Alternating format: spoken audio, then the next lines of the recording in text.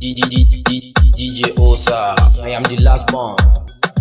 Hey DJ ka ban kiɗa before in fara baiti. In na fara bambari kamar mota a titi. Na jiga ta bar ruwa domin in sha in koma. Ni autansu ni ubansu dan ina da himma. DJ Osa ne gwaninsu ko a can kiyama. Na wuce su ba su so in basu ga alama. Gata nan a zahiri kamar a ce karama. Tun da fari ni na fara ai ina da himma. Kai ka ban guri aboki gefe zaka koma. An san jarumi a ko ina ya jura fama. Dan ina da gas a kafa zana wuce homa. Sai ku zo ku bi ni dan gidan akwai walima. Dan abun gare ni ya wuce na yan dirama. Da Hausa ne nake hip hop gare ni ce grama. Abinda dariya raƙumi na tsoron kunama. Ku rike wannan ai Arab ni ne ake kira da mai bazuka. Na shigo in warga za ku kai da mai gidanka. Ai fada da soja babu daɗi mai ruwanka. Na fito ku tarwatsa domin ina da tanka. DJ Osa ne ya kullo kai ka kama kanka. DJ Osa ni ne mai buhu na rap. Ka musa malam ka zo mu je in baka roll.